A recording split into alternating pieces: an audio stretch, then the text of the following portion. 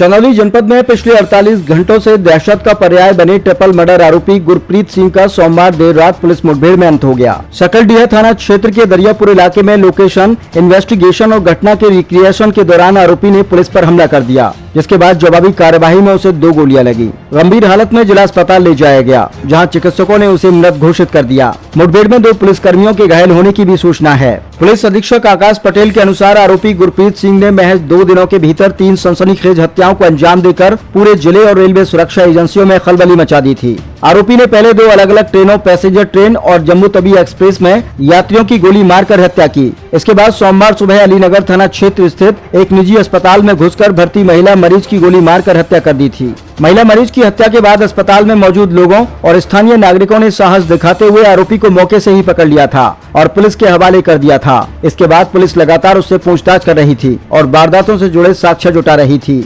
SP आकाश पटेल ने बताया कि पूछताछ के बाद पुलिस आरोपी को घटना स्थलों पर ले जाकर वारदात का रिक्रिएशन कर रही थी। पहले उसे मुगलसराय स्टेशन और उसके बाद कुचमन रेलवे स्टेशन के पास ले जाया गया। इसी दौरान आरोपी ने एक पुलिसकर्मी की पिस्टल छीन ली और पुलिस टीम पर फायरिंग करते हुए भागने का प्रयास किया। पुलिस ने आत्मरक्षा में जवाबी फायरिंग की, जिसमें आरोपी गुरप्रीत सिंह को 2 गोलियां लगी। घायल अवस्था में उसे जिला अस्पताल पहुंचाया गया, जहां डॉक्टरों ने उसे मृत घोषित कर दिया। पुलिस जांच में सामने आया है कि मृतक आरोपी गुरप्रीत सिंह पंजाब के अमृतसर का निवासी था और पहले भारतीय सेना में कार्यरत था। वर्ष 2021 में उसे सेना से पदच्युत कर दिया गया। हाल ही में वह बिहार के आरा में सिक्योरिटी गार्ड की नौकरी के सिलसिले में आया था, लेकिन अत्यधिक शराब पीने की लत के कारण उसे नौकरी से निकाल दिया गया। पुलिस के अनुसार आरोपी शराब के नशे में बिना किसी ठोस वजह के लोगों को निशाना बनाता था। पूछताछ में अब तक हत्याओं के पीछे कोई व्यक्तिगत रंजिश या स्पष्ट कारण सामने नहीं आया है। पुलिस ने आरोपी के कब्जे से एक रिवॉल्वर और एक काटकर छोटा की गई डबल बैरल गन बरामद की है। पुलिस को डबल बैरल गन का लाइसेंस भी मिला है। फिलहाल पूरे मामले की विस्तृत जांच जारी है।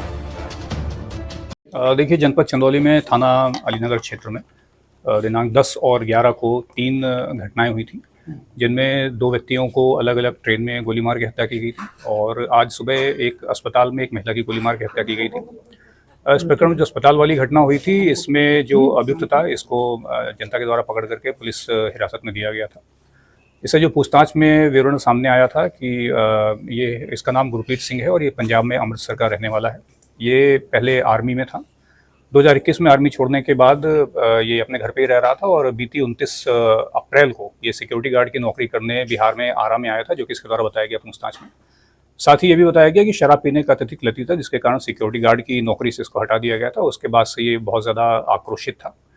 इसके बाद 9 तारीख को ये आरा से ट्रेन के माध्यम से प्रयागराज और चंदौली इन क्षेत्र में आसपास घूम रहा था और 10 तारीख को सुबह चंदौली में मुगलसराय स्टेशन से चलने वाली एक पैसेंजर ट्रेन में चढ़ करके इसके द्वारा एक अनजान व्यक्ति को, जिसको जानता भी नहीं था, उसकी गोली मार के हत्या कर दी गई थी।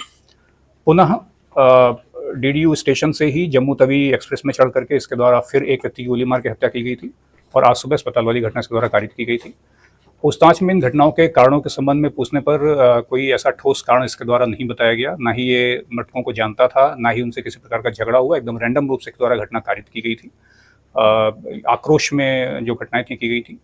इसके पास से एक रिवॉल्वर और एक डबल बैरल गन जो कि कट करके शॉट की गई थी, वो इसके पास से बरामद हुई है। साथ ही कई कारतूस बरामद हुए हैं।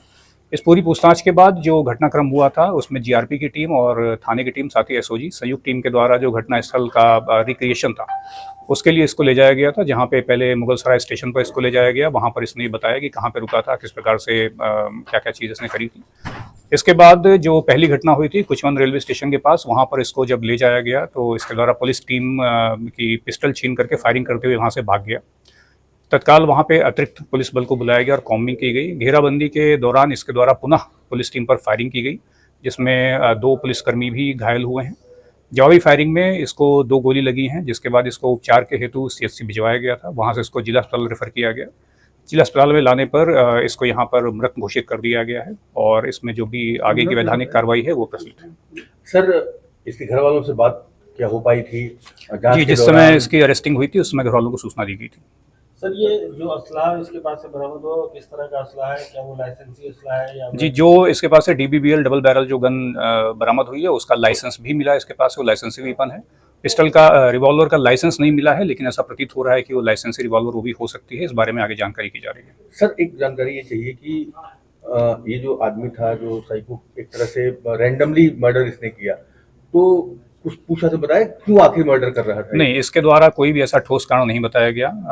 बस रैंडमली इसके द्वारा घटनाएं की गई हैं। ना ही ये किसी मृतक को जानता था, ना ही उनसे कोई झगड़ा हुआ था इसका।